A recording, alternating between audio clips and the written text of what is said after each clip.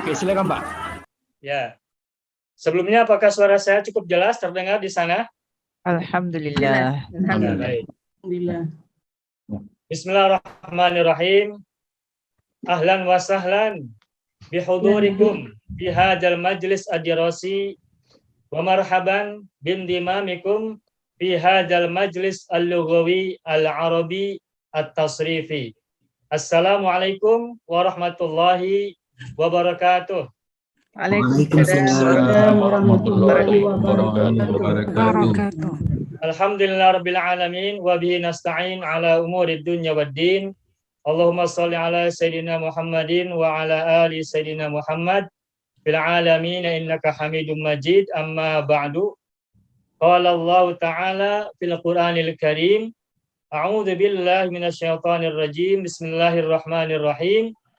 Inna ja'alnahu Qur'anan Arabiyyan la'allakum ta'qilun. Shadaqallahul azim. Bapak-bapak dan ibu-ibu sekalian yang saya hormati, pertama-tama saya ucapkan terima kasih yang sebesar-besarnya atas join Bapak Ibu semua pada kesempatan kali ini. Semoga pertemuan kita malam ini dalam kesempatan belajar bahasa Arab khususnya shorof dan tasrif bisa memberikan kepada kita pemahaman dan juga kemanfaatan serta kemudahan dalam belajar bahasa Arab yang menjadi tujuan kita untuk banyak hal yang bisa kita pelajari nanti. Baik untuk memahami Al-Quran, hadis-hadis Nabi, doa-doa maupun kitab-kitab yang banyak tersebar di khazanah Islam yang sudah kita sebagian tahu sebagian. Yang keduanya, saya ucapkan juga mohon maaf bila perkenalan ini mungkin nanti dalam perjalanannya ada kekurangan atau mungkin ada kekhilafan atau ada kesalahan.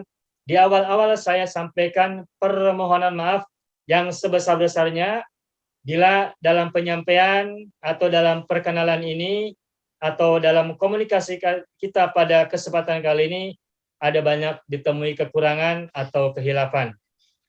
Berikutnya yang ketiga, saya juga ucapkan terima kasih yang tidak terkira khususnya kepada teman-teman dan sahabat-sahabat yang sudah menginisiasi terjadinya pembelajaran ini, pelajaran shorof, yakni Bapak Haji Parman, Bapak Sam Simon, Ibu Hajbi, dan semua yang tidak bisa saya sebutkan satu persatu. Berkat beliau-beliau semuanya, pertemuan ini tercipta sehingga kita bisa berjumpa dalam kesempatan yang insya Allah Allah berkahi dan Allah berikan kemudahan untuk kita semuanya. Amin. Ya Rabbal Alamin. Berikutnya barangkali di antara kita mungkin ada yang belum hadir, tetapi sebagai pengantar kita dalam kesempatan kali ini, izinkan saya menyampaikan beberapa hal di awal. Pertama, semoga barangkali ada di antara kita yang sedang sakit, apapun jenis sakitnya, Allah segera anugerahkan kesembuhan serta kesehatan seperti semula. Yang sedang mungkin punya waktu sempit, semoga pada waktunya juga Allah berikan kemudahan untuk bisa meluangkan waktu untuk bisa turut belajar yang sebaik-baiknya untuk tujuan yang bisa kita capai. Itu saja sebagai kata pengantar, dan berikutnya adalah perkenalkan sebagai awal permulaan kita pada kesempatan kali ini. Perkenalkan, nama saya adalah A.M. Mahya. Salam buat Bapak Ibu semuanya yang ada baik yang di Singapura, umumnya karena kebanyakan dari Singapura. Juga mungkin ada Ibu Makci ya dari Malaysia barangkali sudah hadir. Juga ada dari Bandung, Indonesia, Ibu Katrin. Juga untuk semuanya yang tidak bisa saya sebutkan satu persatu, saya sampaikan salam perkenalan kepada Bapak Ibu semuanya. Mudah-mudahan perkenalan ini menjadi perkenalan yang baik, yang Allah berkahi, dan menjadi awal untuk membuka banyak hal yang bisa kita pelajari bersama-sama, khususnya dalam pembelajaran bahasa Arab, wabil khusus pelajaran shorof atau tasrif. Amin. Ya Rabbal Alamin.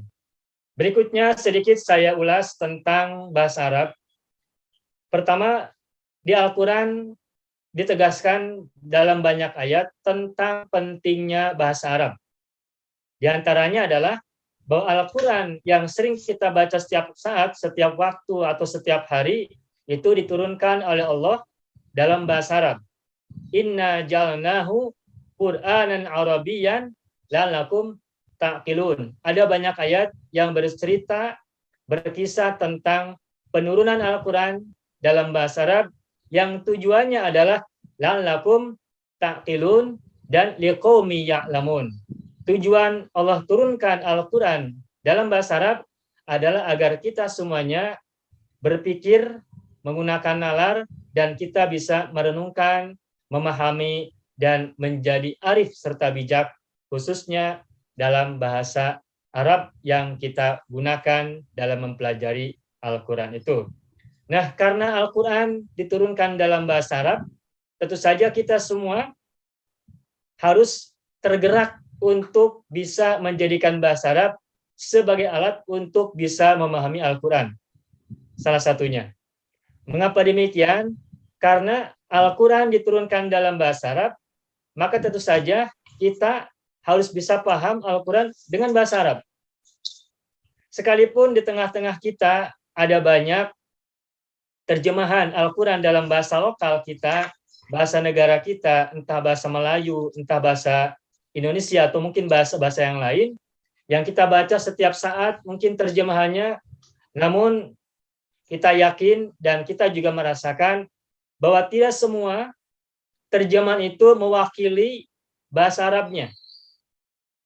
Tidak semua terjemahan yang kita baca dari Al-Quran yang ada di tangan kita itu bisa mewakili seluruh makna yang terkandung dalam Al-Quran yang menggunakan bahasa Arab. Oleh karena itu maka tidaklah mungkin kita mengabaikan bahasa Arab.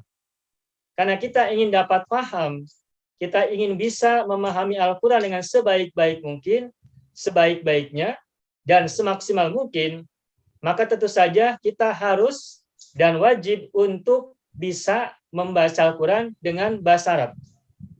Kenapa? Karena Al-Quran diturunkan dalam bahasa Arab, maka setiap kosakatanya adalah kosakata yang dipahami oleh orang Arab. Setiap kalimatnya adalah kalimat yang diredaksikan, disusun oleh orang Arab. Dan setiap kandungan makna yang ada di dalamnya juga mesti menggunakan kandungan makna, menggunakan pemahaman orang-orang Arab. Sehingga kita tidak boleh memahami Al-Quran dengan bahasa setempat.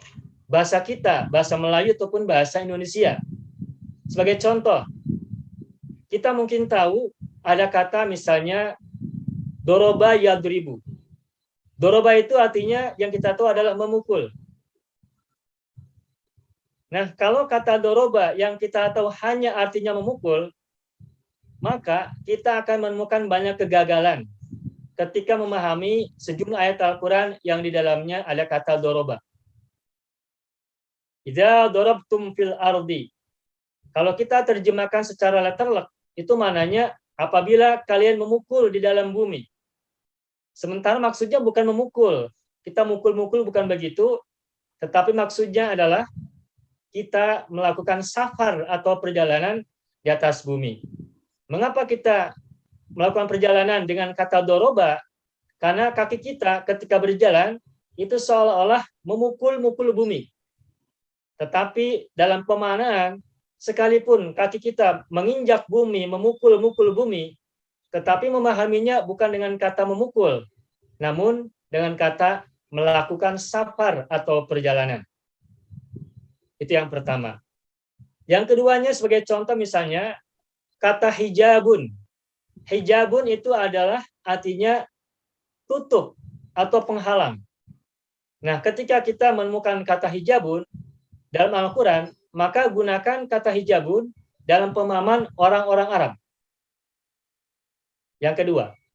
Contoh yang ketiga lagi, misalnya ada ungkapan di Al-Quran, ada kalimat, kunu kirodatan khosiin. Jadilah kalian monyet-monyet atau kera-kera yang hina. Nah, kalau kita memahami kalimat ini hanya secara literal, maka ini seolah-olah merupakan sebuah perintah bahwa kita harus menjadi monyet. Padahal ini adalah kalimat ditaubih untuk menyatakan hal buruk, menyindir, atau justru ini adalah larangan yang diungkap dengan makna perintah. Nah, setiap bahasa tentu saja ada banyak redaksi dan ada banyak gaya dalam mengungkapkan. Sehingga kalau kita ingin paham suatu teks dalam sebuah bahasa, maka kita mesti paham kosakata menurut pemilik bahasa itu dan ungkapan-ungkapan menurut pemahaman orang yang memiliki bahasa tersebut. Tidak bisa tidak. Nah, itulah sebabnya, maka sebagai muslim khususnya, kita tidak bisa tidak harus belajar bahasa Arab yang salah satu tujuannya adalah untuk bisa memahami Al-Quran sebaik mungkin, semaksimal mungkin, dan seoptimal mungkin, serta sesempurna mungkin. Tentu saja untuk mendapatkan pemahaman Al-Quran yang maksimal hanya bisa dilakukan oleh para ulama, hanya bisa dilakukan oleh para mujtahid, para fuqaha atau para hukama. Namun kita sebagai orang-orang yang masih awam tentang Islam dan Al-Quran, kita juga bisa mulai bergerak, beranjak untuk menuju pemahaman yang lebih baik ketimbang kita kemarin. Dan itu mutlak harus diawali dengan bahasa Arab yang harus kita kuasai. Itu sebagai pengantar. Nah, berikutnya, karena bahasa Arab itu merupakan bahasa yang cukup kuno, bahasa yang cukup lama ada di dunia ini, maka tentu saja ia sudah mengalami banyak transformasi, perubahan-perubahan. Tetapi meskipun sudah mengalami banyak transformasi, namun dari sebagai sebuah sistem bahasa, sistem linguistik, bahasa Arab sudah sempurna, sudah sangat lama. Ketika Al-Quran turun pada masa Rasulullah, bahasa Arab sudah sangat sempurna sehingga turun Al-Quran dalam bahasa Arab. Kosakatanya, mufradatnya sangat banyak dengan makna yang sangat mendalam sehingga Al-Quran diturunkan dalam bahasa Arab. Dan Al-Quran turun dalam bahasa Arab, pada saat itu bahasa Arab sudah mencapai titik yang sempurna sehingga bisa menjadi bahasa kitab suci. Dan kita di belahan dunia yang lain untuk menyelami Al-Quran, itulah sebabnya harus bisa memahami bahasa Arab. Nah, akan tetapi sebagai sebuah bahasa yang sangat luas, tentu saja bahasa Arab dipahami, dipelajari tidak bisa sebentar. Dari dulu banyak ulama, banyak ustadz, banyak guru yang mencoba memberikan pengajaran bahasa Arab kepada banyak orang.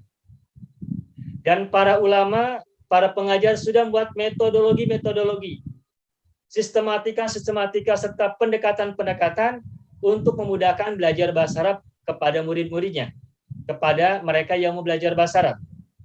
Nah, dan dunia terus berkembang, sehingga kemudian setiap waktu kita ingin terus belajar bahasa Arab dengan yang lebih efektif dan juga lebih efisien. Nah, apa saja yang kita bisa pelajari dalam bahasa Arab? Setidak-tidaknya 4 hal yang harus kita kuasai. Kalau kita belajar bahasa Arab, setidaknya 4 hal ini harus kita kuasai dengan cukup. Cukup optimal, cukup maksimal, cukup banyak. Yang pertama adalah mufradat atau kosakata. Ini adalah hal pertama yang harus kita cukup kuasai. Cukup kita hafalkan banyak. Tidak hanya cukup 100 mufradat, bahkan kalau bisa 500 atau 1000 atau lebih daripada itu.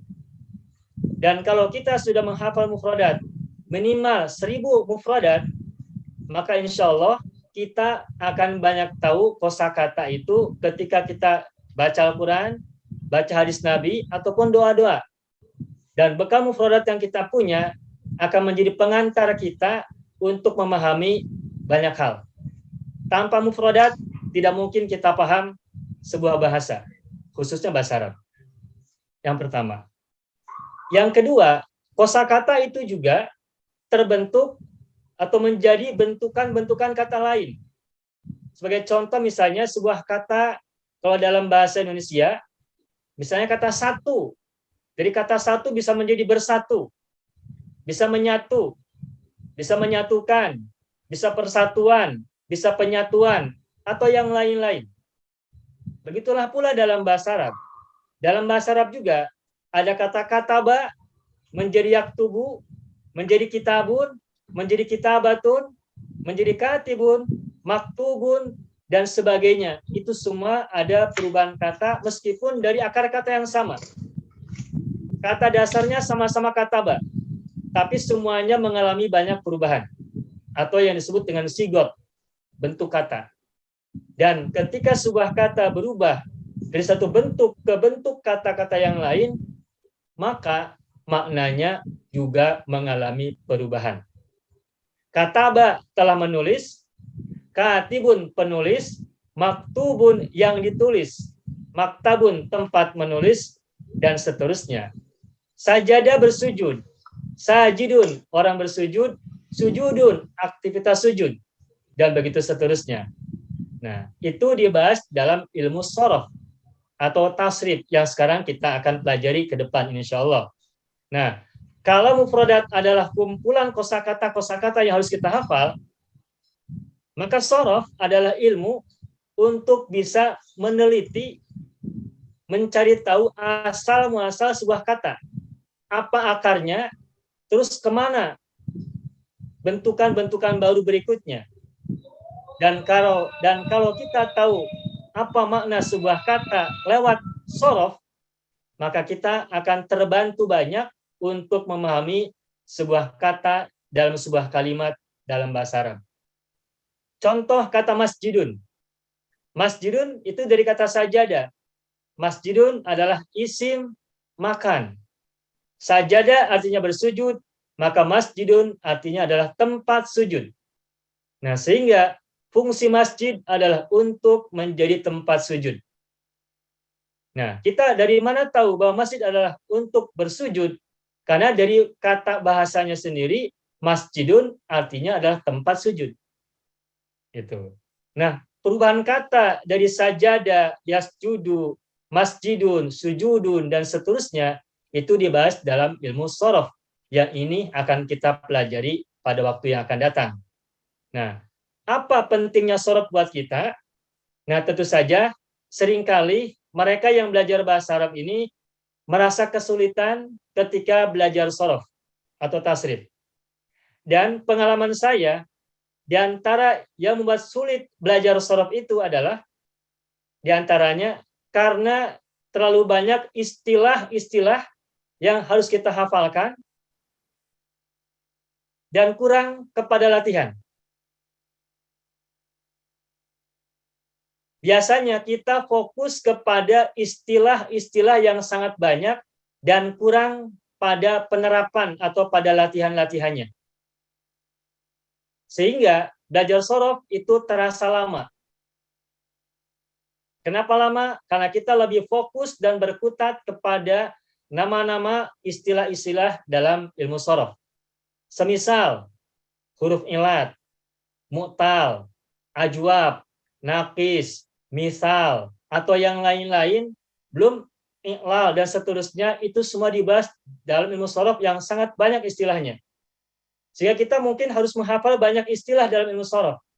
Dan kita kurang fokus kepada latihan, bagaimana agar kata-kata dalam shorof itu bisa diterapkan, bisa digunakan, dan digunakan untuk pemahaman dalam kalimat-kalimat bahasa Arab.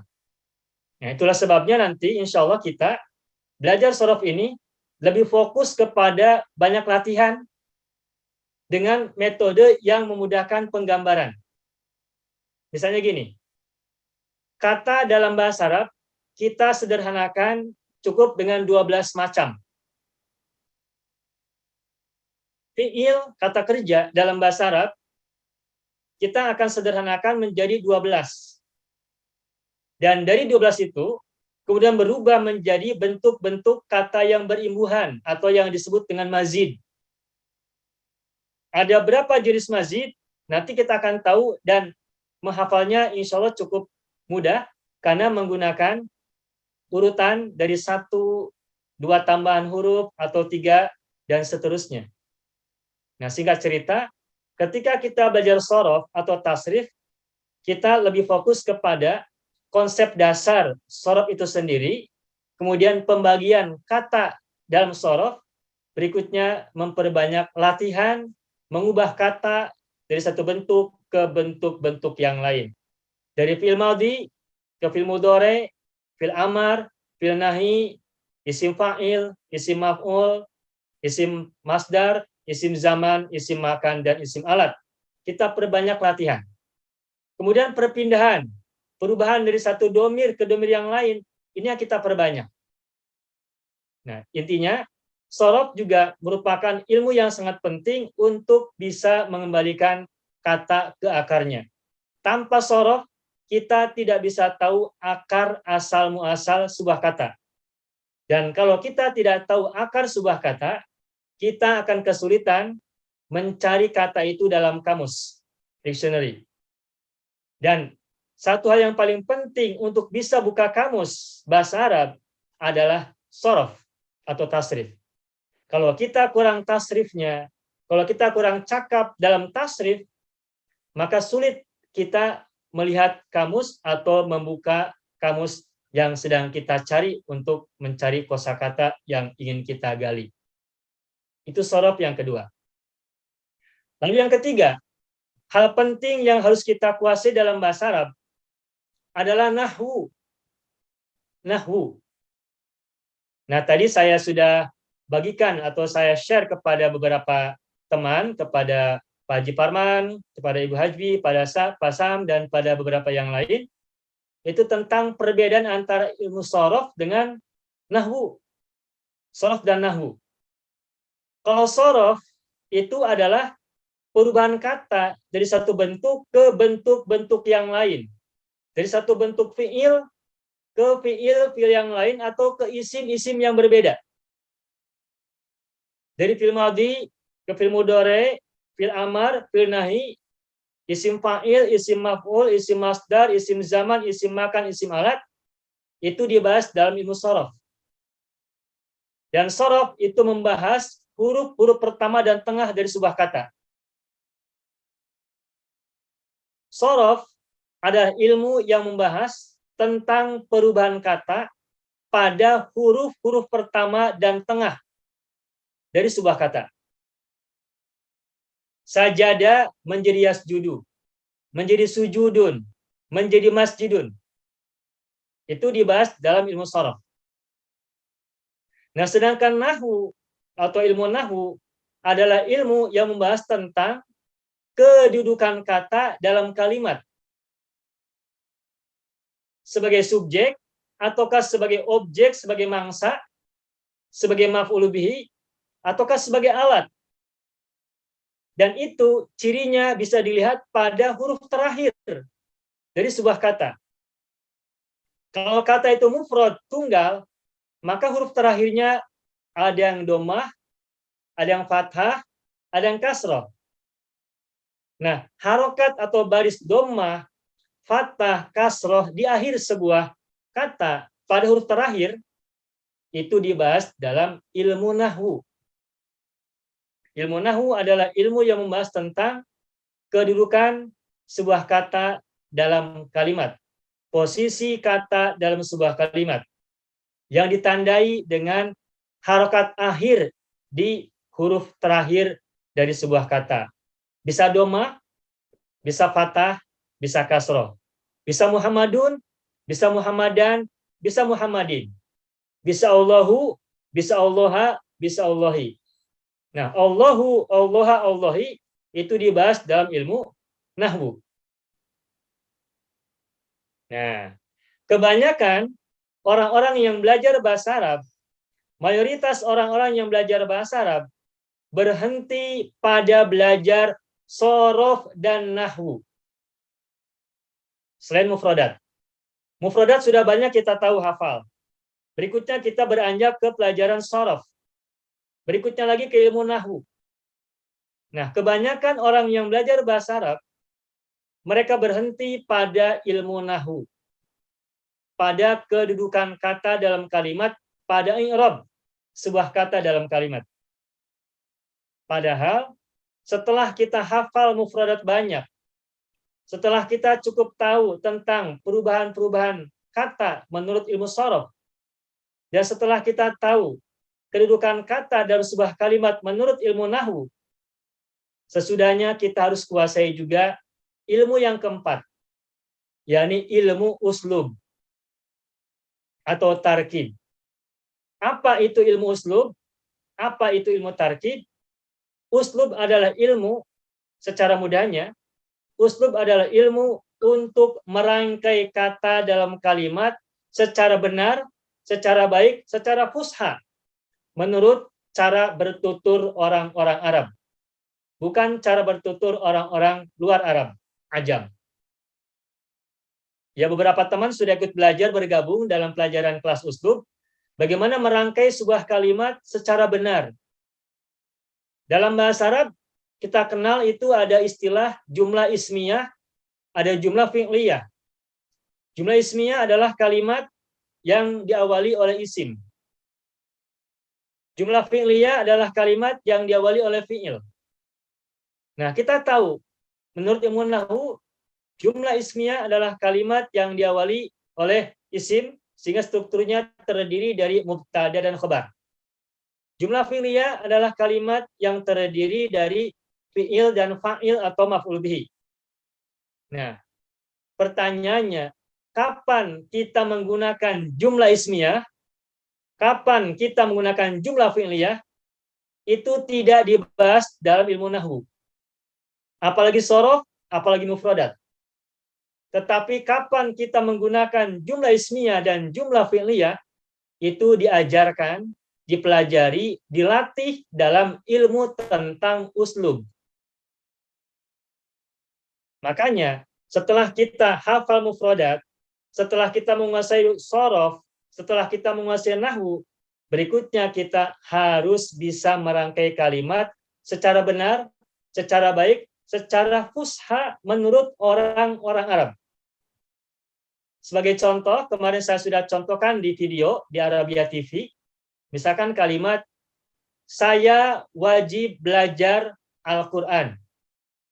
Saya wajib belajar Al-Quran.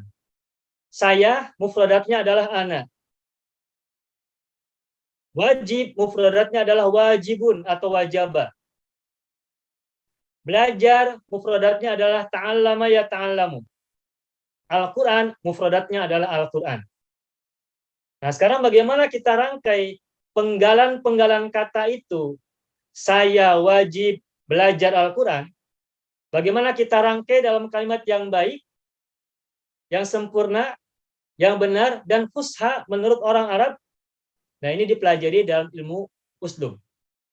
Nah, sehingga kalimat itu tidak bisa kita katakan ana wajib ata'alam Al-Quran. Tidak begitu. Tetapi harus menggunakan kalimat yang lain, redaksi yang berbeda, yakni wajaba alayya. Wajaba dikedepankan. Meskipun bahasa kitanya saya wajib belajar Al-Quran, tetapi dalam bahasa Arabnya dahulukan kata wajaba. Wajaba, terus ada ala. Dalam bahasa Indonesia atau bahasa Melayu tidak ada kata ala, tidak ada kata atas. Saya wajib, tidak ada kata ala. Tetapi ketika kita membuat kalimat dalam bahasa Arab, kata ala harus dimunculkan. Sehingga kalimatnya menjadi wajaba alayya. Nah, berikutnya belajar. Belajar adalah ta'allama. Nah, tetapi kalau kita mengatakan wajaba alayya ata'allam, itu juga salah. Tetapi yang benar adalah wajaba alayya an ata'allama. Harus ada an di situ. Itulah yang disebut dengan an masdariyah atau an harfun nasab, huruf nasab. Yang sesudahnya menasabkan fi'il mudhari sesudahnya. Tentang an kita belajar dalam ilmu nahwu. Tetapi kapan an digunakan tidak diajarkan dalam ilmu nahwu. Kapan an digunakan dalam kesempatan seperti apa itu diajarkan dalam ilmu uslub. Wajaba alayya an ata'allama fathah mansub Al-Qur'ana maf'ul bihi mansub fathah. Nah, seperti itu. Oleh karena itu maka ketika kita belajar bahasa Arab, setidaknya 4 hal harus kita kuasai dengan standar yang minimal cukup agar kita punya kecakapan untuk bisa menggunakan bahasa Arab itu dengan baik. Bukan sekadar pernah belajar, tapi bagaimana agar bahasa Arab ini bisa kita fungsikan, bisa kita gunakan, bisa kita manfaatkan untuk tujuan-tujuan yang lain. Misalnya memahami Al-Quran, atau hadis, atau kitab-kitab, atau doa-doa, dan yang lainnya. Dan nanti kalau kita sudah banyak menguasai bahasa Arab yang 4 tadi, maka ketika kita nanti baca Al-Quran, kita akan merasakan hal yang luar biasa. Kita membaca Al-Quran tidak sekadar seperti hanya baca dari awal sampai akhir, dari surat Al-Fatihah sampai surat An-Nas tuntas khatam, tidak. Tapi ketika kita sudah banyak mufradat yang kita hafal, sudah menguasai shorof, sudah menguasai ilmu nahwu dan uslub, maka nanti ketika kita belajar Al-Quran, membaca Al-Quran, maka nanti pikiran kita sudah mulai bisa berselancar, sudah mulai bisa memahami, sudah mulai bisa meraba, menerawang apa maksudnya. Dan nanti kita akan merasakan sensasi pemahaman yang berbeda dalam membaca Al-Quran. Dan kita pernah buat video yang pernah disampaikan kepada beberapa teman-teman di sini, bahwa Al-Quran itu tujuannya bukan hanya untuk dibaca, tapi juga untuk dipahami. Tiap hari, tiap waktu kita baca Al-Quran. Tetapi kita tidak cukup hanya baca. Membacanya saja memberikan kita pahala. Membaca Al-Quran sebanyak-banyaknya akan Allah berikan kepada kita pahala yang besar. Tetapi pahala yang lebih besar akan Allah berikan kepada kita kalau kita memahaminya. Allah berfirman di Al-Quran, afala yatadabbaruna al-Qur'ana am ala qulubin aqfaluha. Tidakkah mereka merenungkan Al-Quran? Tidakkah mereka memahami Al-Quran? Ataukah di hati-hati mereka terdapat penutup-penutup atau sumbat-sumbat? Nah, jelas ayat ini memerintahkan kita untuk memahami, untuk merenungkan dan memikirkan Al-Quran. Tidak cukup hanya tilawah, tidak cukup hanya membaca, tapi harus masuk dalam fase berikutnya, yaitu tadabbur, tafakkur, bertadabbur, dan juga tafakkur. Nah, saya pernah sampaikan, mungkin di kelas yang lain, bahwa ada perbedaan antara tafakkur dengan tadabbur. Kalau kita paham dari terjemahan bahasa Indonesia atau bahasa Melayu, mungkin afala yatadabbaruna al-Quran, dipahaminya, diterjemahkannya hanya tidakkah mereka memahami, tidakkah mereka merenungkan Al-Quran. Yatadabbarun diterjemahkan hanya merenungkan atau memikirkan. Sekarang kita kaji lewat pendekatan makna. Apa sesungguhnya makna yatadabbarun? Nah, yatadabbarun itu merupakan fi'il mudhari, bentuk mazid dari kata tadabbaro yatadabbaru.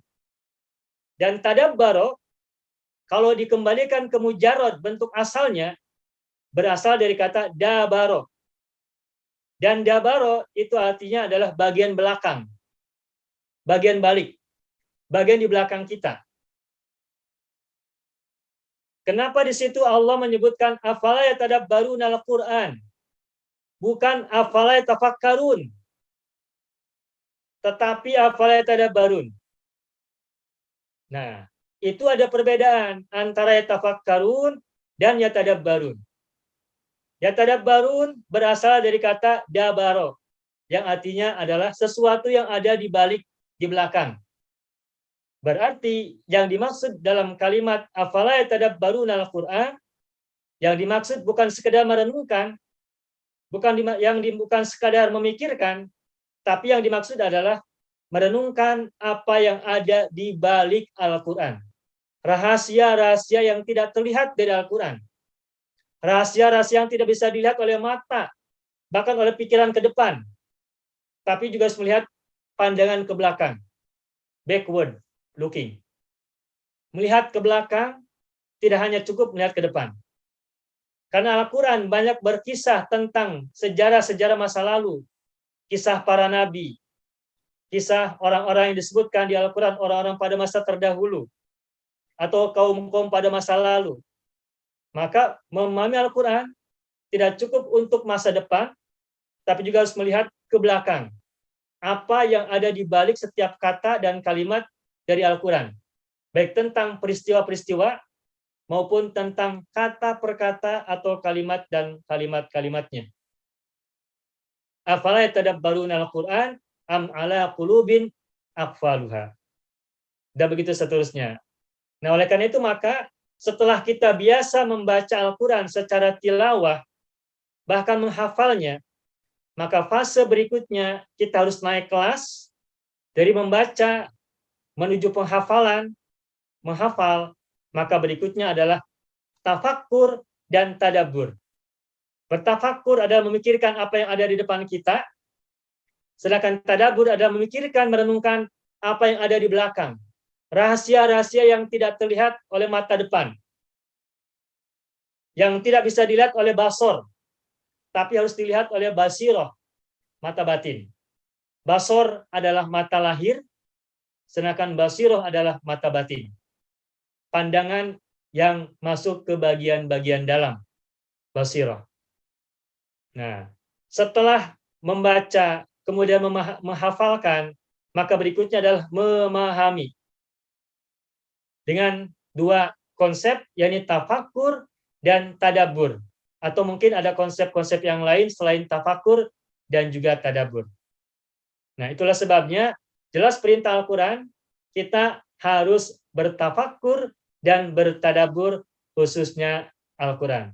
Dan ketika Al-Quran ditulis dalam bahasa Arab, diturunkan dalam bahasa Arab, maka jelas untuk bisa mentafakuri, untuk bisa memahami, dan bisa mentadabburi Al-Quran, mutlak kita harus punya pemahaman dalam bahasa Arab yang minimal cukup untuk memahami secara lebih baik. Itulah sebabnya ada sebuah ungkapan, ayatun tafhamuha khairun min alfi ayatin tahfaduha. Satu ayat yang dipahami lebih baik daripada 1000 ayat yang dihafalkan. Ayatun tafhamuha khairun min alfi ayatin tahfaduha. Satu ayat yang dipahami lebih baik daripada 1000 ayat yang dihafalkan. Terus berikutnya, wa ayatun ta'malu biha khairun min alfi ayatin tafhamuha. Dan satu ayat yang diamalkan lebih baik daripada 1000 ayat yang dipahami. Maka setelah kita membaca, menghafalkan, berikutnya adalah memahami, dan tujuan berikutnya adalah mengamalkan apa yang Al-Quran sampaikan dari pemahaman yang sudah kita miliki. Nah, itulah Bapak-Bapak dan Ibu sekalian yang saya hormati, pengantar betapa pentingnya bahasa Arab dalam aktivitas kita, khususnya dalam memahami Al-Quran, hadis maupun yang lain-lainnya. Dan tujuan dari pemahaman ini agar kita bisa terus menggali lebih dalam makna-makna yang luar biasa yang terkandung dalam Al-Quran, wahyu Allah, maupun dalam hadis-hadis Nabi, yang kalimat-kalimat hadis Nabi sangat banyak. Kemarin di grup, Pak Sam Simon pernah bertanya tentang beberapa tema ya, dan kita sampaikan bahwa Rasulullah itu sering buat redaksi sebuah kalimat dengan tujuan memberikan motivasi. Motivasi yang sangat besar untuk siapapun yang mendengar dan mengingatnya. Sebagai contoh, saya pernah sampaikan bahwa ada sebuah hadis Nabi yang berbunyi, khairun nasi anfa'uhum linnasi. Sebaik-baik manusia adalah orang yang paling bermanfaat bagi sesamanya. Jadi kalau kita ingin jadi orang yang bermanfaat, kalau kita ingin jadi orang yang paling baik, kalau kita ingin jadi orang yang paling baik, maka kita harus menjadi orang yang paling bermanfaat. Tidak yang lain. Tetapi Rasulullah juga pernah bersabda, khairukum man ta'allamal Qur'ana wa 'allamahu. Orang yang paling baik di antara kalian adalah orang yang belajar Al-Quran dan mengajarkannya. Jadi kalau kita punya profesi mengajarkan Al-Quran, itu adalah menempatkan kita menjadi orang yang terbaik menurut Rasulullah. Dan banyak di hadis Nabi yang lain yang memberikan kita motivasi untuk banyak hal. Itu artinya bahwa oleh Rasulullah ada banyak amalan baik yang membuat seseorang bisa menjadi yang terbaik. Begitu. Nah, oleh karena itu Bapak Ibu sekalian, dalam rangka belajar bahasa Arab ini, kita belajar bahasa Arab bukan untuk bahasa Arab itu sendiri, tetapi tentu saja ada tujuannya. Tujuannya adalah agar kita semua bisa beranjak khususnya dalam berinteraksi dengan Al-Quran, dari fase membaca menuju fase penghafalan, dan berikutnya adalah fase pemahaman, dan ujungnya fase pengamalan. Dan insya Allah ketika kita sudah punya kemampuan bahasa Arab yang cukup baik, maka nanti ketika kita membaca Al-Quran, kita akan mendapatkan banyak pencerahan, banyak pemahaman yang berkembang, banyak ilmu yang bertambah dari sebelumnya. Ketika kita masih kecil, baca Al-Quran hanya sekedar baca. Ketika sudah dewasa, ketika sudah semakin beranjak usia kita, baca Al-Quran, kalau kita tidak baca, kalau kita tidak paham Al-Quran, tidak paham bahasa Arab, maka mungkin pemahaman kita masih sama dengan yang kemarin, ketika kita masih kecil. Tapi begitu kita sudah paham bahasa Arab, maka ketika kita baca Al-Quran, kita akan merasakan lompatan-lompatan dalam pemahaman dan berinteraksi dengan Al-Quran. Dan saat itulah kita sudah mulai bisa berdialog dengan Al-Quran, dan Al-Quran mengajak kita untuk berbicara dan berdialog dengan kita. Saya ingat sebuah pepatah atau sebuah ungkapan, kalau kita ingin dengar Allah berbicara kepada kita, maka bacalah Al-Quran. Dan kalau kita ingin berbicara kepada Allah, maka berdoalah. Nah, pertanyaannya, bagaimana bisa kita paham apa yang Allah sampaikan kepada kita kalau kita tidak paham bahasa Arabnya? Oleh karena itu, maka jelas kita harus punya kemampuan yang cukup untuk bisa menguasai bahasa Arab, agar kita juga bisa paham Al-Quran, hadis Nabi, dan yang lain-lainnya dengan lebih baik, lebih sempurna, dan lebih maksimal. Itu saja sebagai kata pengantar yang bisa saya sampaikan berkenaan dengan materi perkenalan ini. Dan yang jelas sebagai penutup dari yang kita sampaikan pada malam hari ini, saya ingin sampaikan bahwa khusus berkenaan dengan ilmu shorof, kalau nanti teman-teman semuanya belajar ilmu shorof, maka fokus kita bukan kepada pengenalan istilah-istilah yang mungkin sangat banyak. Tapi fokus kita adalah bagaimana pelajaran shorof itu sedikit demi sedikit itu kita bisa praktekkan, bisa kita fungsikan, bisa kita manfaatkan. Agar ketika nanti kita melihat Al-Quran, kita sudah mulai bisa berinteraksi, mengkaji Al-Quran, meskipun baru secara linguistik, secara i'rab, secara mufradat, atau secara shorof. Gitu. Nah, ketika nanti kita belajar shorof, maka kita fokus kepada latihan bagaimana bisa menerapkan setiap perubahan kata lebih mudah, fungsional, dan aplikatif. Sedikit demi sedikit, tapi bisa dipraktekkan dalam banyak kesempatan. Itu saja. Jadi kita ingin sampaikan bahwa bahasa Arab itu adalah bahasa yang sangat luar biasa, ada banyak kandungan di dalamnya. Oleh sebab itulah maka Al-Quran diturunkan dalam bahasa Arab, karena bahasa Arab pasti punya rahasia yang sangat luar biasa. Namun untuk mempelajarinya, insya Allah sebenarnya cukup mudah dan cukup sederhana. Asal kita bisa mengikutinya, asal kita bisa menyusuri jalan-jalan untuk menggapai tujuan bisa berbahasa Arab dengan baik. Itu saja sebagai kata pengantar, dan mohon maaf bila ada kata-kata yang tidak tepat, ada kata-kata yang salah dan keliru, atau mungkin juga ada kalimat-kalimat yang tidak baik, dan semoga apa yang saya sampaikan ini memberikan pemicu kita untuk menggali bahasa Arab yang lebih baik lagi, ya kita nanti bisa mengaplikasikan bahasa Arab tadi lebih baik dan lebih fungsional. Itu saja, dan akhiran, sebelum kita nanti barangkali ada pertanyaan dari Bapak Ibu sekalian, saya akan akhiri dulu dengan ucapan wassalamualaikum warahmatullahi wabarakatuh. Waalaikumsalam warahmatullahi wabarakatuh. Terima kasih Pak Maya. Alhamdulillah dengan penerangan yang amat terang.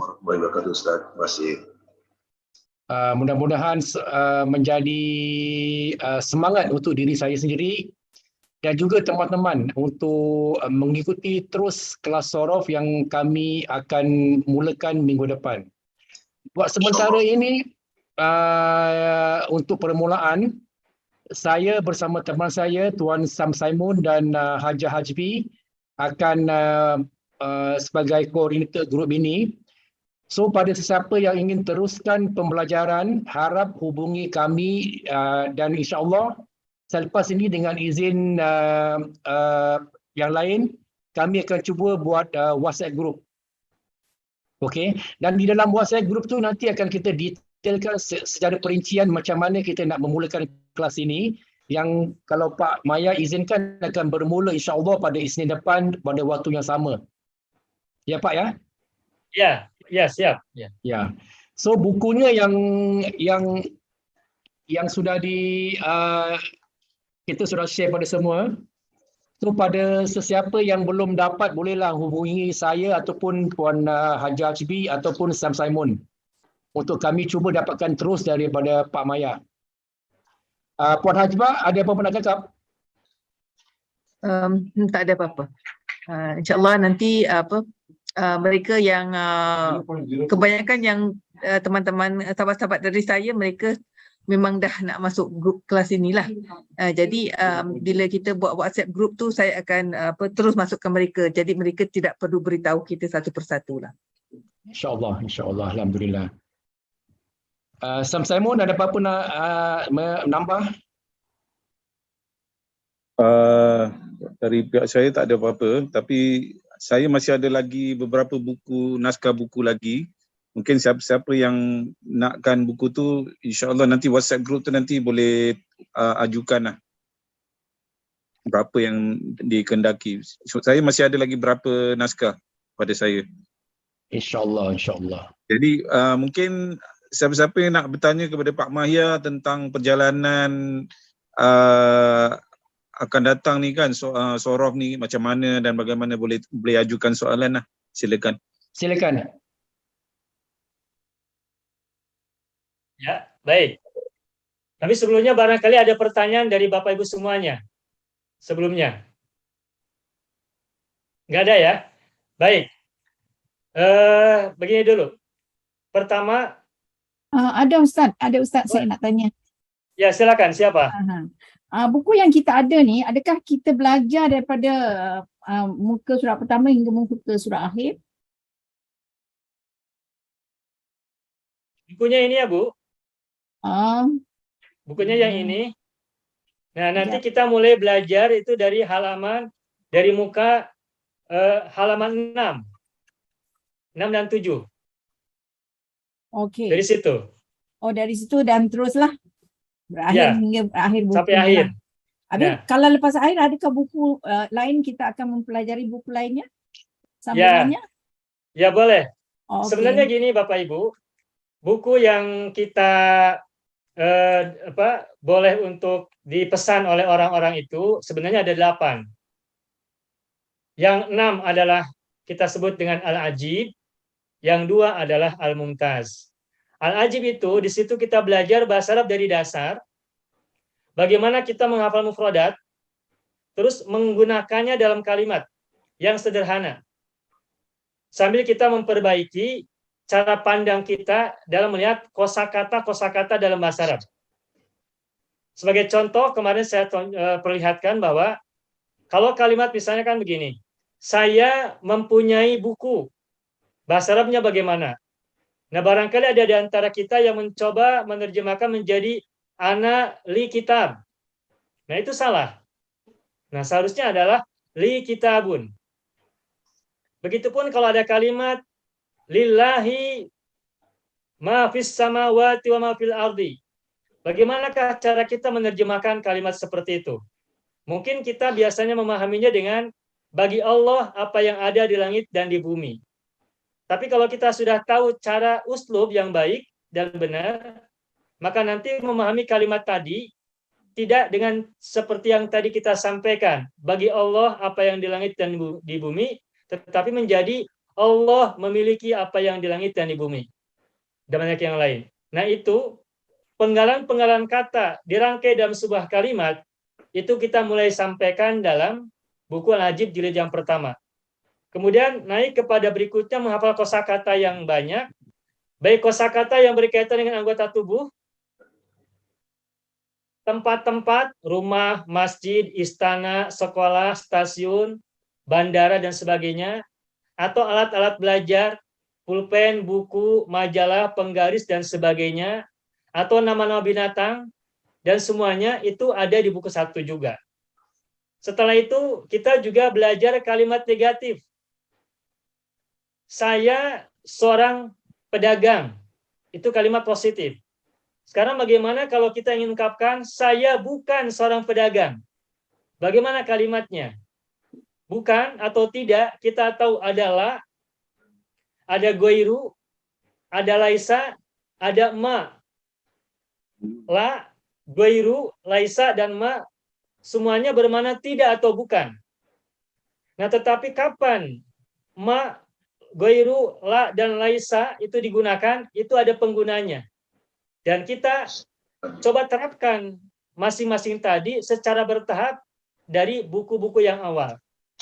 Nah, buku kedua itu adalah buku bercerita tentang cara menggunakan kalimat-kalimat negatif. Saya bukan pedagang. Saya tidak memiliki sekolah. Sekolah saya tidak kecil. Dan seterusnya, bagaimana cara mengungkapkannya dalam bahasa Arab. Nah, berikutnya mengenalkan misalnya kalimat-kalimat dasar. Muhammad ada di dalam sekolah. Huruf jar. Nah, bagaimana menggunakan huruf jar yang baik dan benar, itu kita juga ajarkan secara bertahap, lebih kepada praktek dan fungsi penerapannya dalam kalimat. Nah, buku yang keempat ini, yang Ibu pegang ini, Shorof, ini adalah buku yang keempat. Khusus pelajaran Shorof. Dan belajar ini bisa terpisah dari buku-buku yang sebelumnya. Belajar Shorof ini bisa terpisah dari buku 1, 2, dan 3, bisa terpisah. Tidak harus berurutan dari pertama, 2, dan 3, tapi bisa langsung ini terpisah. Nah, cuma nanti buku kelima harus belajar yang pertama, buku pertama, buku kedua, dan ketiga dulu. Tapi kalau Shorof, itu bisa terpisah. Itulah sebabnya ketika Pak Haji Parman, Ibu Hajbi, Pasam, itu berencana ingin membuat kelas Shorof, itu saya siap sedia, karena Shorof itu bisa terpisah belajarnya. Bisa terpisah secara tersendiri. Berbeda kalau misalkan kita belajar ilmu nahwu. Kalau nahwu itu harus bertahap. Sedangkan Shorof bisa terpisah. Gitu. Nah, buku yang kelima adalah buku cara merangkai kalimat-kalimat dasar dengan variasi, termasuk tentang adad ma'dud, bilangan. 1, 2, 3, kan dalam bahasa Arab itu kan ada mudzakkar, ada muannas ya. Wahidun, ithnani, salasatun, arbaatun, khamsatun, dan seterusnya. Itu adalah bilangan-bilangan untuk mudzakkar. Sedangkan kalau muannas bilangannya beda lagi. wahidatun, isnatani, salasun, arbaun, khamsun, dan seterusnya. Nah, bagaimana bilangan-bilangan ini kita hafal dengan mudah, lalu kita terapkan dalam kalimat. Itu diajarkan dalam buku yang kelima. Nah, berikutnya buku yang keenam adalah buku tentang ilmu nahwu, tetapi indeks-indeksnya. Rangkuman-rangkuman bahasan yang bisa kita bisa jelaskan ulas tentang ilmu nahwu. Huruf nafi apa saja, huruf atop apa saja, huruf istinaf apa saja, huruf jar apa saja, huruf taukid apa saja, dibahas dalam buku yang keenam. Huruf nasab yang masuk ke isim apa saja, huruf nasab yang masuk ke fi'il mudhari apa saja, itu dibahas dalam buku yang keenam. Nah, buku yang ke-7 dan ke-8 adalah buku yang bahas tentang uslub.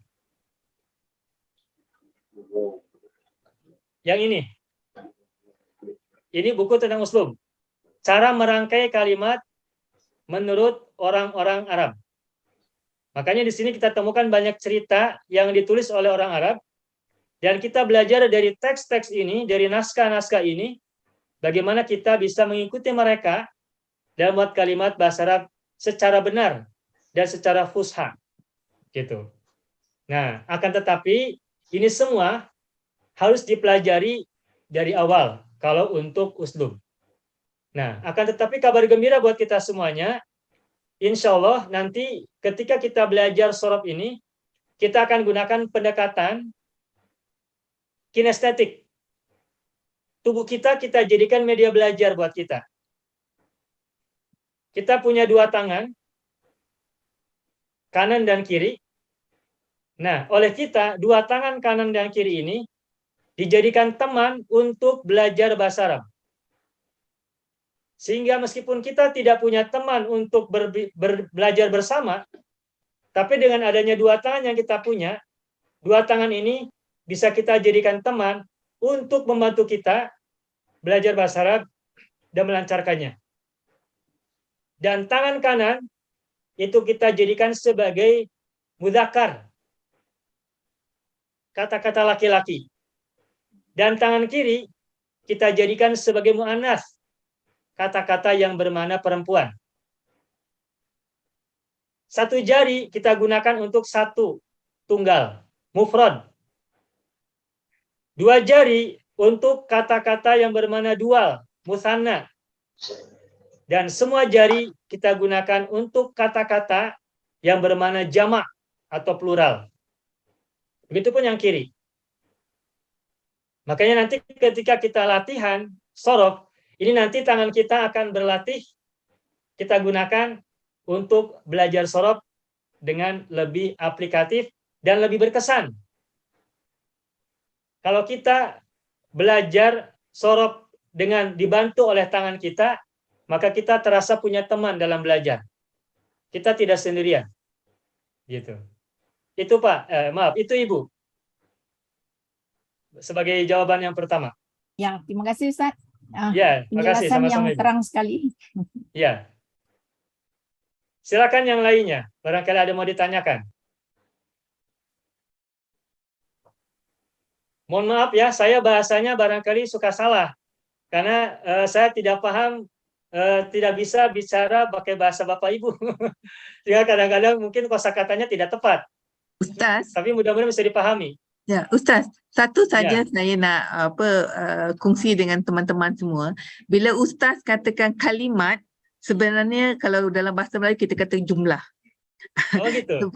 Sebab kalimat dalam bahasa Melayu adalah perkataan.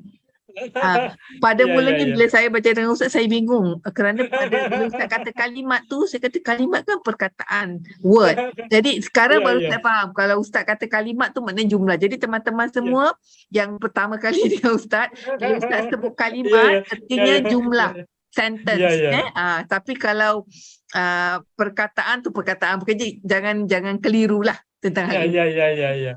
Iya, nanti saya coba gunakan, insya Allah saya coba gunakan. Jadi kalau saya sebut kalimat, saya akan bilang jumlah. Dan kalau saya sebut kata, berarti saya sebut kalimah. Gitu ya Bu ya? Ya. Terima kasih banyak Bu, makasih banyak. Sambil saya belajar. bahasa Bapak Ibu. Tak apa Ustaz, kita sama-sama belajar Ustaz. Ustaz belajar bahasa kita, belajar bahasa Ustaz. Iya, iya, iya. Jadi Makasih kita banyak, dapat makasih. manfaat Terima yang kasih, lebih. Bu. Itu betul, itu betul. Ya, terima kasih. Pak Maya, Iya, silakan Pak. akhir sekali boleh tak, bisa tak kita semua kalau cuba baca Arab Gundul? Insya Allah. Insya Allah. Tapi perlu waktu. Butuh tahapan. Insya Allah, apabila Bapak Ibu sudah selesai membaca buku ini, bisa membuat kalimat sendiri bahasa Arab, Ya. insya Allah pada waktunya bisa membaca Arab Gundul. Dan dalam latihan-latihan yang kita sampaikan, dalam buku-buku yang kita buat, ini juga ada latihan-latihan Arab Gundul. Arab Gundul ya. Ini teks Arab Gundul. Ini ketika kita belajar awal-awal permulaan bahasa Arab, itu kita sudah mulai kenalkan teks gundul agar kita mulai biasa melihat bahasa Arab yang gundul. Misalkan kita tahu gini, ana tolibun fil madrasatil ibtidaiyati. Kosakata ini sudah familiar, sudah kita akrab, sudah kita sering dengar. Nah sekarang kalimat tadi kita gunduli. Tidak kita kasih baris, tidak kita kasih kosakata, tidak kita kasih harokat. Nah, kita coba latihan kalimat-kalimat sederhana, Tulis Ustaz. kita tidak beri harokat, lalu kita latihan untuk membaca dengan benar. Nah, ketika kita masuk pelajaran berikutnya, kalimat negatif, kalimat jumlah fi'liyah atau yang lain-lainnya, itu terus kita usahakan gunduli agar menjadi latihan kita untuk belajar bahasa Arab untuk yang gundul-gundul. Karena kalau kita udah mulai biasa melihat Arab gundul yang sederhana, itu akan menjadi modal kita untuk membaca jumlah-jumlah Arabiah yang gundul, yang lebih rumit, yang lebih complicated. Jadi nggak mendadak, pelan-pelan. Jadi kesimpulannya, insya Allah pada waktunya kita akan bisa baca Arab gundul dan nanti bisa kita coba latih bersama-sama Arab gundulnya seperti apa dari yang sangat dasar.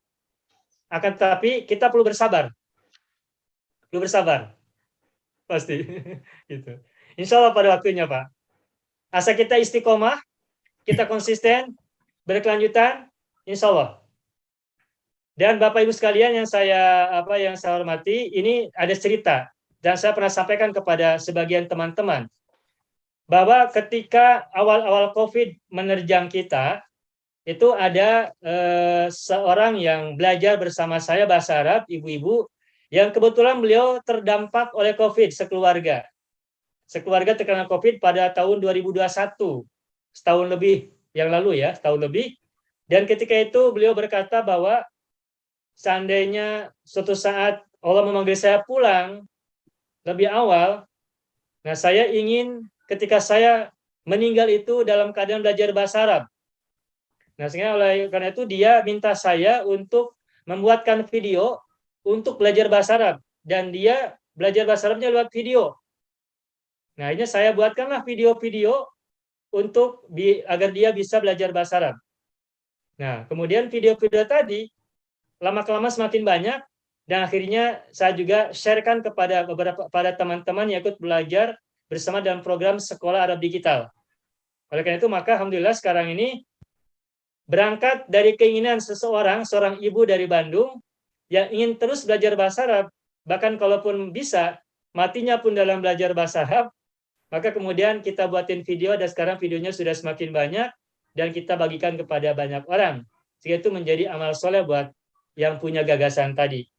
Dan kita juga berharap semoga ini, langkah baik ini yang dirintis, yang dikelola oleh Pak Haji Parman, Pak Sam Simon, Ibu Hajbi dan semua yang lain, ini semoga menjadi amal jariah, menjadi pembuka pintu kebaikan, menjadi pembuka pintu pencerahan dan pemahaman dalam belajar bahasa Arab yang tujuannya banyak.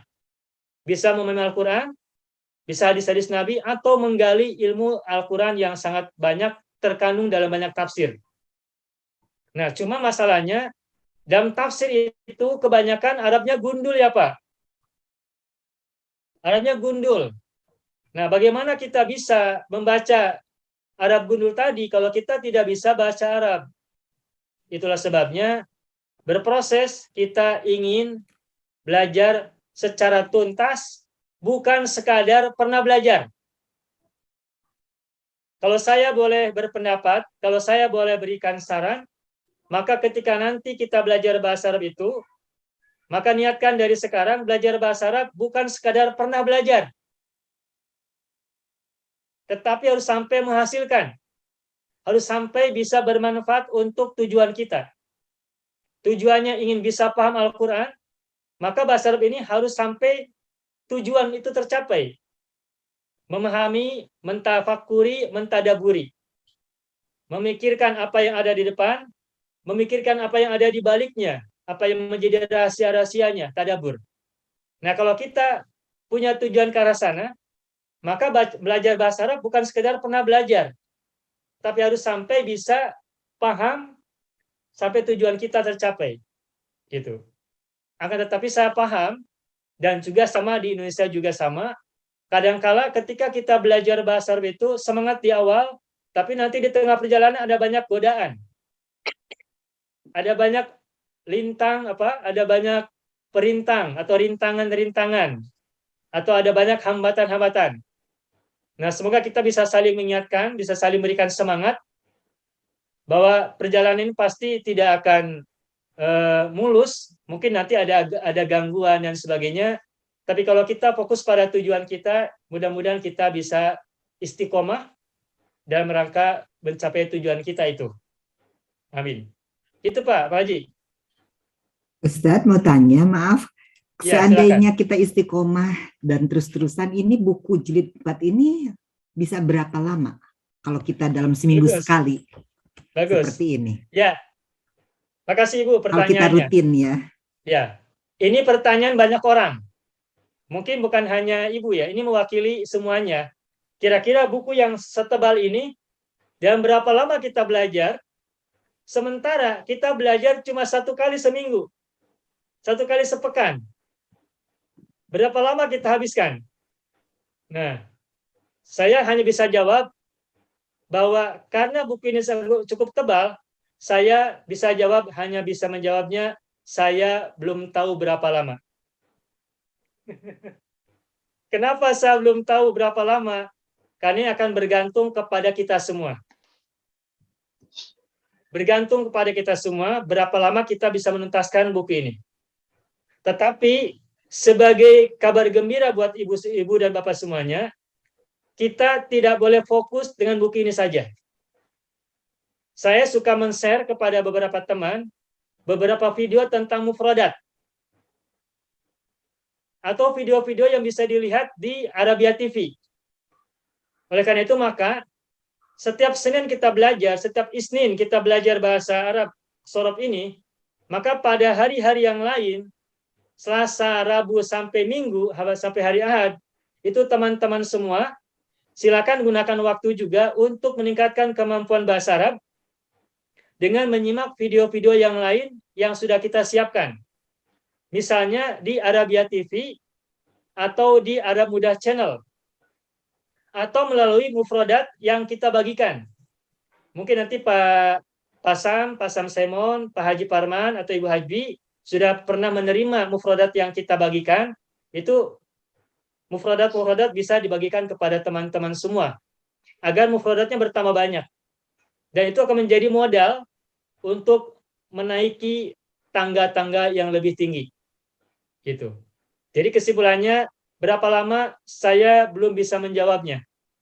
Tapi mari kita bersama-sama tahapi tangga-tangga kita ini untuk terus meningkatkan kemampuan bahasa Arab sampai di mana kita sampainya. Dan semoga setiap capaian yang kita dapatkan, setiap tangganya itu memberikan kita semangat dan juga memberikan kepada kita ilmu yang bisa bermanfaat. Gitu. Itu Ibu. Ya. Assalamualaikum Ustaz. Waalaikumsalam. Ya, Ustaz, Pak Isni, silakan. kalau kita tak dapat peluang belajar hari ni macam ni, jadi recordingnya macam mana mau itu? Ada dikirim di WhatsApp ya? Ya, Pak Haji Farman mangga, silakan. Ya, Pak Yusni, insyaAllah after every session, saya akan share di WhatsApp group the video recording. InsyaAllah after every session. Dan saya akan store di iCloud. Okay. Terima kasih. Baik. Apa yang dia mesti tanyakan?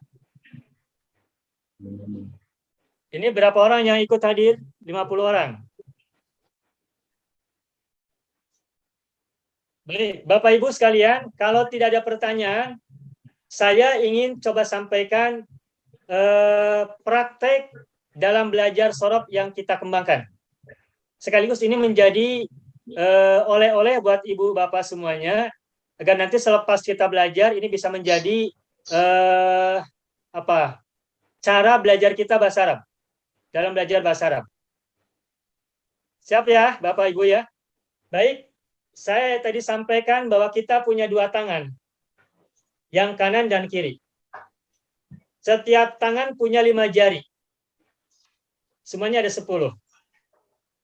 Nah, pada kesempatan kali ini, kita coba berlatih menggunakan dua tangan ini sebagai teman kita dalam belajar bahasa Arab, khususnya sorab.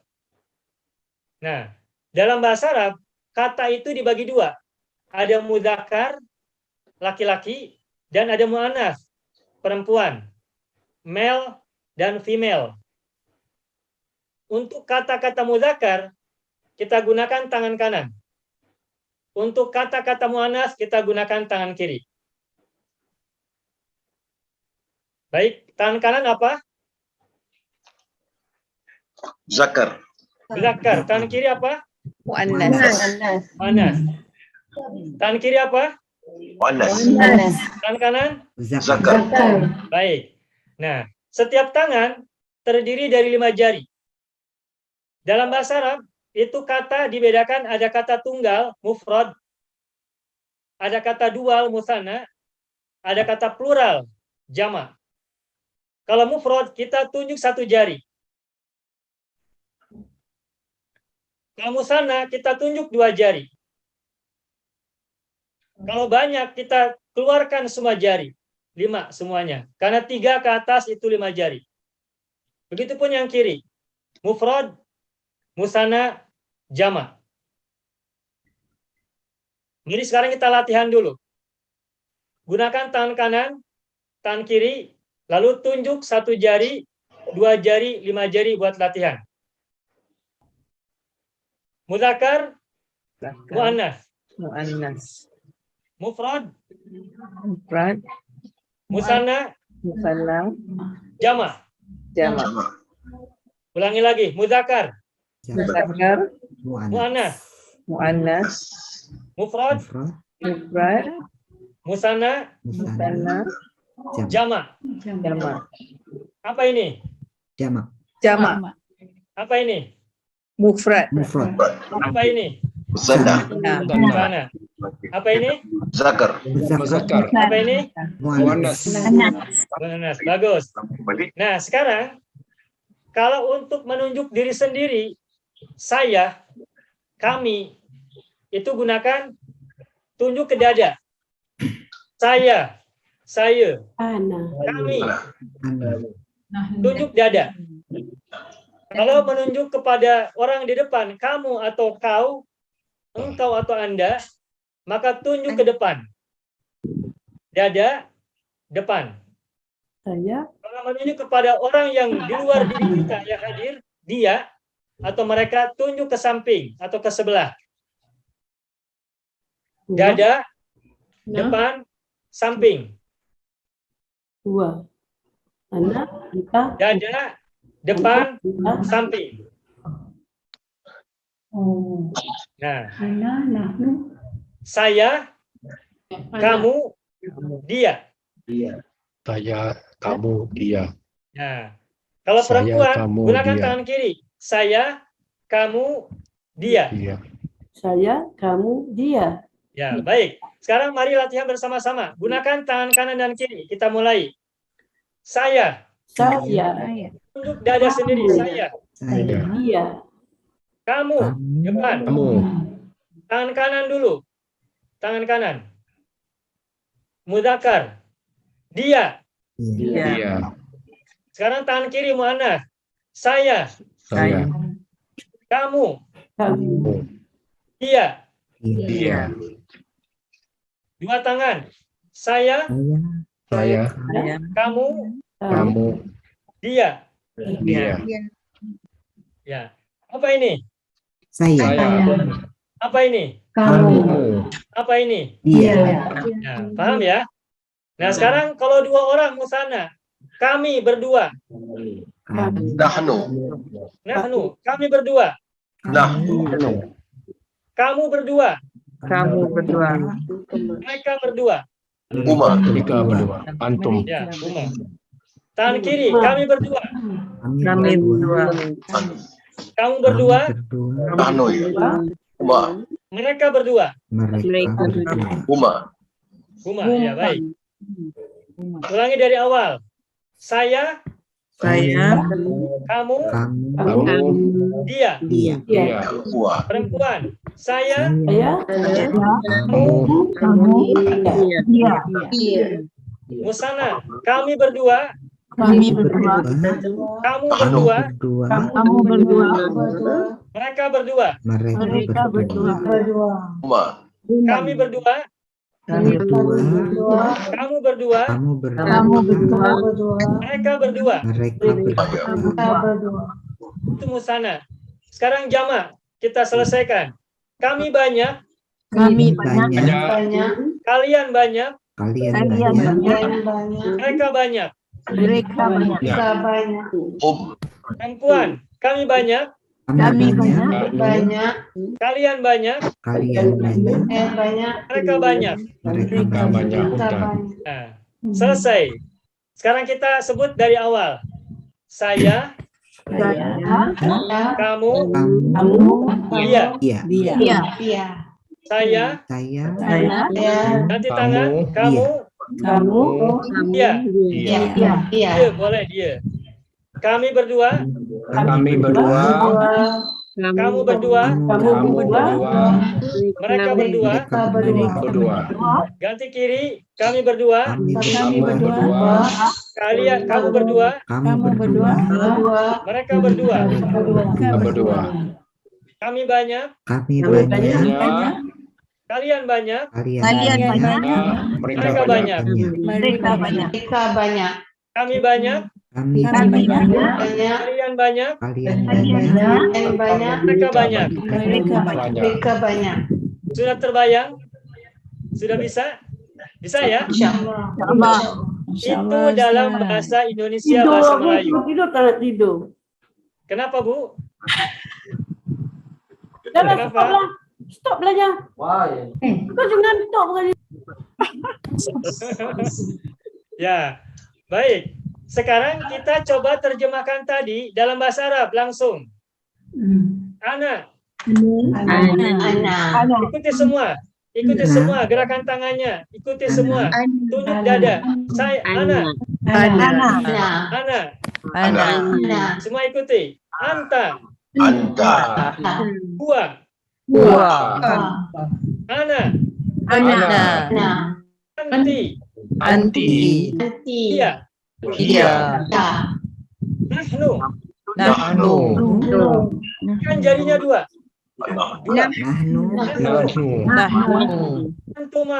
Antuma.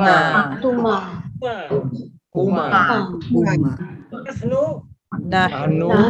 Ganti tangan kiri. Antuna.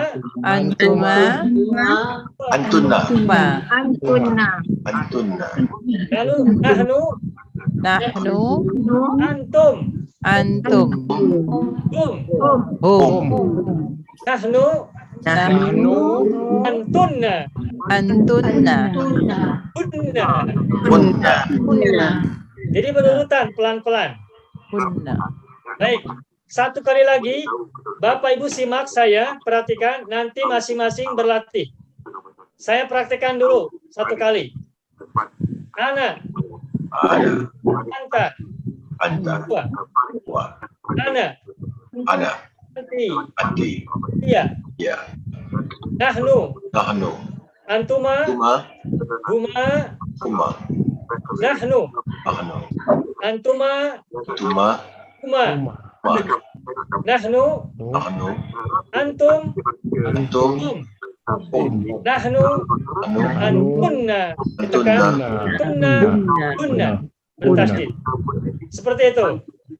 Baik, silakan semuanya coba masing-masing berlatih. Saya lihat. Ana, Baik, Wahid, Isnani, Salasa. Silakan.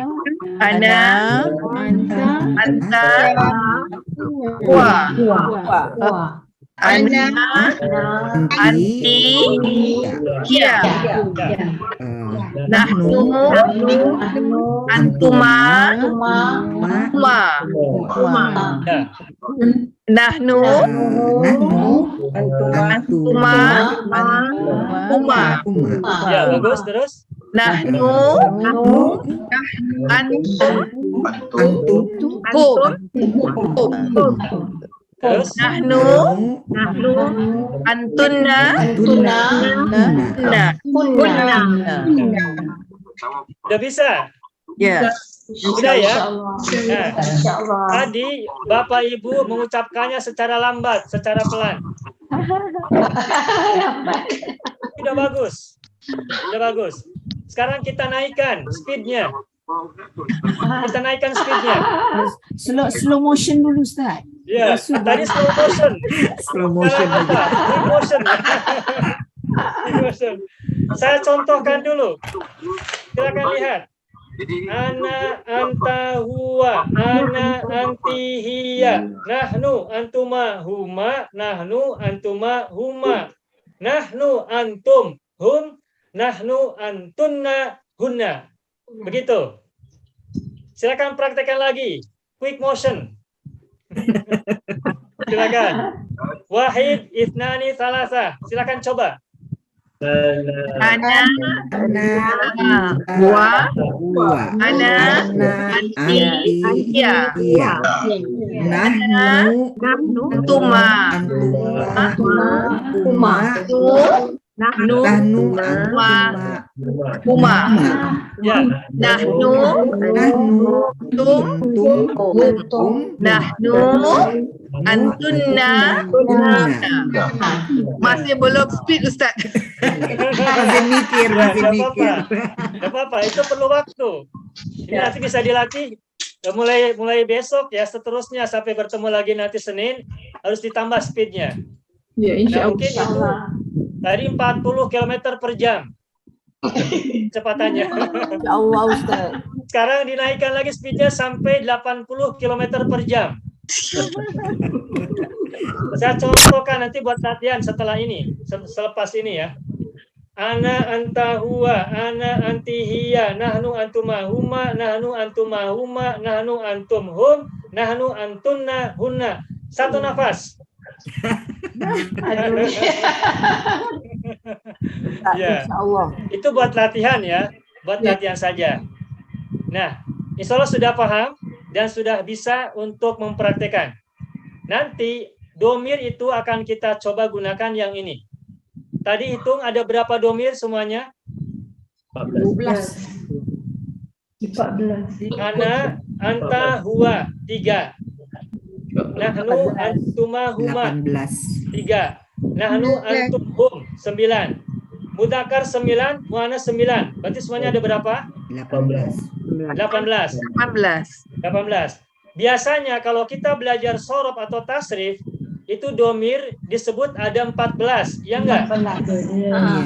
Huwa, huma, hum, hiya, huma, hunna, anta, antuma, antum, anti, antuma, antuna, ana, nahnu. 14, betul kan? Ini ada yang sama. Nah, sekarang kita coba pendekatan yang lain dengan menerapkan domir 18 macam. Nah, masalahnya ada pertanyaan. Kenapa harus 18? Nah, ketahuilah, ini pertanggungjawaban intelektual saya. Kenapa dibagi 18? Karena sesungguhnya 18 domir ini penggunanya berbeda-beda. huma mudzakkar dan huma muannas, meskipun sama-sama huma, tapi ketika diterapkan dalam kalimat penggunanya berbeda. Nahnu 2 orang, nahnu banyak orang. Mudzakkar dan muannas itu berbeda. Nahnu buat 2 orang laki-laki, buat 2 orang perempuan berbeda. Nahnu buat jamak laki-laki dan jamak perempuan juga berbeda penggunanya dalam kalimat. Meskipun sama-sama nahnu. Begitupun ana, saya laki-laki dan saya perempuan, sama-sama ana, tapi dalam penerapannya dalam kalimat berbeda. Contoh, saya seorang muslim. Kalau laki-laki, ana muslimun. Kalau perempuan, Ana muslimatun. ana muslimatun. Berbeda penggunaannya.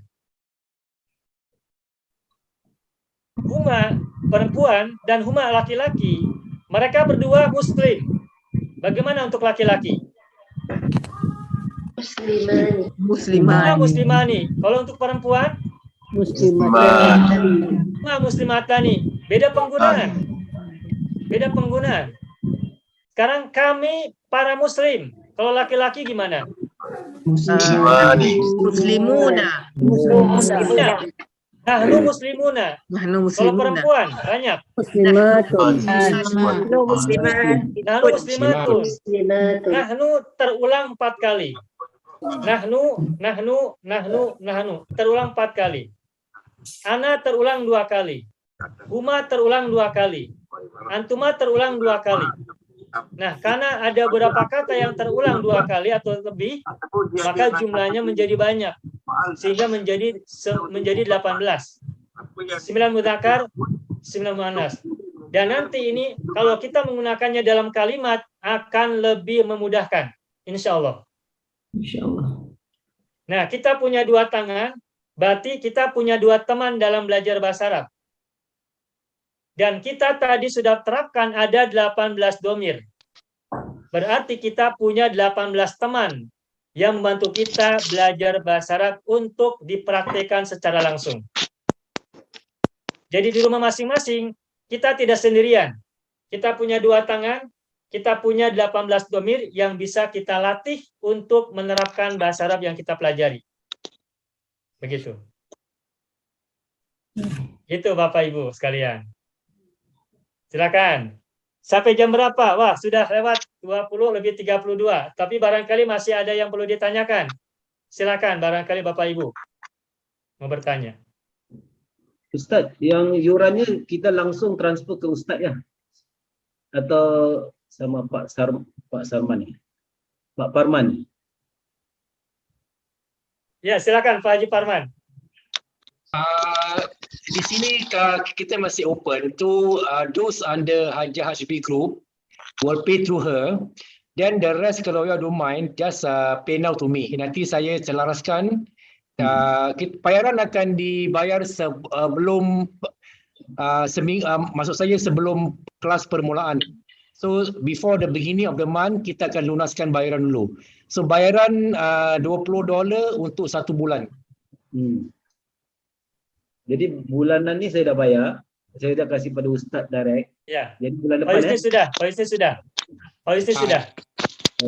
InsyaAllah bulan depan boleh kita boleh coordinate lah. Okey. Okey. Ya. Silakan.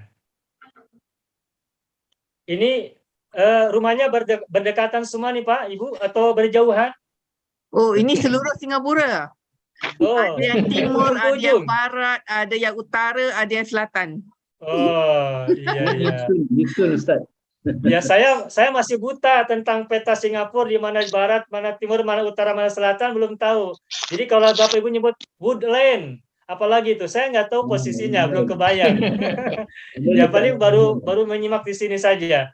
Ya, terima kasih saya sudah berkenalan dengan Bapak Ibu nanti semua ya. kita kasih satu peta untuk Ustaz.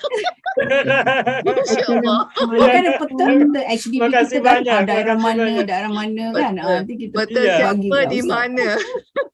Iya. Barat timur saya nggak tahu. Saya mencelah boleh? Assalamualaikum, saya mencelah boleh? Boleh silakan. Waalaikumsalam. Ya. Okey, saya Puan Maria daripada Malaysia. Ya. Oh, ini Bu Maria Okey, Makcik ya. Kita baik biasa panggil Makcik ya. Ya. Ya. Okey, terima kasih banyak-banyak pada Ustaz kerana izinkan saya masuk untuk mendengar pengenalan tentang ilmu tasrif Ya. pada malam ini. Dan terima kasih juga banyak-banyak pada kawan-kawan sekalian ya, kerana memudahkan saya masuk dalam grup ini untuk malam ini. Allah. Terima kasih banyak-banyak. Ya. Terima Ya, kasih. terima kasih sama-sama Ibu ya. Ustaz atas penerangannya sangat jelas, sangat mantap ya Ustaz. Terima kasih banyak-banyak. Ya. Sama-sama Ibu. Terima kasih banyak saya juga. Cara Ustaz ni saya rasa elok sebab dia ada punya aktiviti tak mengantuk. Tak mengantuk dan tak hayal Ustaz. Ya. Sebab Mudah-mudahan dia buat aktiviti. segar terus. Saya setuju. Ustaz repeat sekali lagi boleh tak Ustaz? Ulang sekali lagi Ustaz. Slow sikit Ustaz. Yang mana Bu? Yang inilah yang Ana anti Oh, Antuma ya, tu, boleh. yang ke depan yang ke dada ke Boleh, depan boleh. ke tepi Boleh, Ustaz. boleh. Bukan ke kat Indonesia cakap apa Ustaz? Tadi Ustaz cakap apa? Pinggir. Samping. Oh samping. Kita Dada kita depan tepi. samping. Kita tepi. Apa kalau di sana bahasa Melayu apa samping? Tepi. Boleh. Samping tepi. Tepi sama tepi. Oh tepi ya. Ustaz, Ustaz, Dada depan tepi gitu. Maksudnya Ustaz, Ya. kalau Ya. Ustaz gunakan kamu, biasanya kalau di Singapura kita gunakan awak atau engkau. Awak, iya awak. Kamu itu ramai. Biasanya jadi teman-teman Ustaz tak payah tukar, cuma teman-teman semua kita tukarkan pemikiran kita lah. Jadi kamu tu maknanya Betul. hantar awak Saya setuju. maknanya kamu ramai-ramai. Ya. Betul. Setuju. Iya. Ya mohon maaf itu yang saya bisa ya. Jadi Ya. mungkin saya mencoba memahami apa yang ada di pikiran Bapak Ibu, tapi perlu waktu saya juga. Ustaz tak payah tukar. Ya, Nanti ya. Ustaz dengan murid-murid Indonesia lagi bingung. Nanti Ustaz tukar Ya, Ustaz betul. pula. Betul. Bingung pula kan. Tak apa Bukan, saya beritahu pada akan teman-teman. Kita cuba fahami Ustaz Kita ya. cuba fahami kita faham, Ustaz. Ustaz. Jadi bila Ustaz sebut kamu, maknanya awak atau engkau. Anta. Ya, bukannya antum. Itu. Ya. Tapi Kalau kami engkau, apa kami? Kami di situ apa kami? Nahnu. Bahasa Melayu. Bahasa Melayu kami nahnu. Kami sama betul. Kami sama Ustaz. Sama. Sama ya. Ya, sami Ya. kita atau kami sama. Ya. Nak Oke. tanya kalau kamu awak. Kita ataupun kami tengok pada perkataan kan. Kita atau kamu. Kita Kalau atau di kami. Indonesia kami dan kita dibedakan Bu. Kalau bahasa Indonesia kami dan kita beda. Kami itu Maksudnya saya dan orang di belakang saya. Ya, Kalau betul. kita, Faham, saya, faham. di belakang saya dan semua orang yang ada di depan. Kalau Kalau kami semuanya, kalau kita semuanya tidak terpisah. Yang bicara, yang di belakang, yang di depan, yang di samping semuanya itu kita. Kamu. Kita. Kalau kami hanya saya dan orang yang di belakang. Oh, jadi kami lah. Nahnu kami ya. Nah, nahnu itu bisa kami, bisa kita. Bisa kita. Dua tu makna boleh. Awak lah. Iya. Kita itu saya, kamu, dia, kami, kalian, mereka semuanya itu kita. Sini lain Ustaz. Jadi kita lebih luas, lebih banyak. Kalau kalian tu kamu semua untuk antum. Kalau kalian itu kamu banyak. Ya, Kalian banyak itu kalian. Ya. Itu Kalau sebab kamu kita di Indonesia itu untuk satu orang. Seorang. Ya. Itu sebab Kalau kita dua orang saya ke atas suruh kalian. repeat Ustaz. Sebab saya suruh repeat Ustaz cakap balik semula. nak memperbetulkan antara kami dengan kamu. Betul. Ya. Jadi saya rasa saya cadangkan Ustaz boleh tetapkan yang sama, tak payah berubah-ubah perkataan jadi cuma kita pemahaman kita bila Ustaz kata kamu maknanya awak. Satu orang. Kalian maknanya kalian berdua antuma ataupun kalian semua maknanya jamak lah Ya. Jadi Ustaz tak usah tukar Ustaz. Ustaz ikut yang macam Ustaz biasa. Pemahaman Ya, ya. itu yang kita ubahkan. Jadi lebih mudah macam gitu. Iya, iya. Okey Ustaz. Itu dah malam Ustaz penat ni. Ustaz dah penat ya tak ya. Okey, baik. Baik. Di sini masih jam 8. Masih. Baik. Baik. Sebelum kita kenapa Pak, Bu? Ada pertanyaan lagi? Cukup? Saya mesti tak Ya. faham dengan kamu apa nanti saya tanya kawan-kawan. Ya. Baik. Sebelum kita akhiri, kita akan latih dulu ya yang tadi biar nanti jadi hadiah, jadi oleh-oleh. Apa oleh-oleh di situ? Oleh-oleh itu apa ya di sini di sana? Sama. Ya. Boleh. Buat tangan boleh. Sama ya? Sama Ustaz, sama. Biar jadi hadiah, jadi Buat oleh-oleh tangan. buat Bapak Ibu semua. Nanti buat dilancarkan, kita terapkan lagi, latih lagi tangan kita secara lancar dengan menambahkan speed lebih cepat. Gitu ya. Baik, kita mulai bareng-bareng dulu semuanya. Tidak apa-apa ramai suaranya. Wahid. Pertama pelan dulu ya. Pelan dulu, kemudian lebih cepat, kemudian paling cepat 3 kali. Kita mulai semuanya. Wahid, ithnani, salasa. Ana, anta, dua. Ya, semuanya bareng-bareng. Semuanya bareng-bareng mulai. Semuanya bareng-bareng. Kita mulai. Wahid, ithnani, salasa. Ana, anta, dua. Ana, iya. Nahnu, huma. Nahnu, antuma, huma. Nahnu, antum. Nahnu, kunna. Nah, sekarang yang kedua kali lebih cepat. Wahid, ithnani, salasa. Ana, anta, dua. Ana, iya. Nahnu, huma. Nahnu, antuma, huma. Nahnu, antum, hum. Nahnu, antunna, kunna. Marotan ukhra, marotan akhirah. Satu kali lagi terakhir. Speednya ditambah. Wahid, ithnani, salasa. Ana, dua. Ana, iya. Nahnu, antuma, huma. Nahnu, huma. Nahnu, antum, hum. Nahnu, antunna. Ya, selamat, mumtaz. Ya. Baik, itu silakan dijadikan media buat latihan. Sampai jumpa lagi nanti pada Senin yang akan datang. Dan silakan teman-teman semua, mungkin Pak Haji, Pak Sam, juga Ibu Hasbi dan semua yang lain, mufradat video yang kita sudah pernah share, itu barangkali buat teman-teman bisa dimanfaatkan untuk belajar mufradat, itu silakan di-share. Kita silakan untuk di-share pada mereka untuk menjadi media belajar. Tapi mungkin nge-share-nya tidak sekaligus biar tidak merasa lelah. Sehari satu gitu ya, sehingga bisa menjadi pelajaran yang bertahap.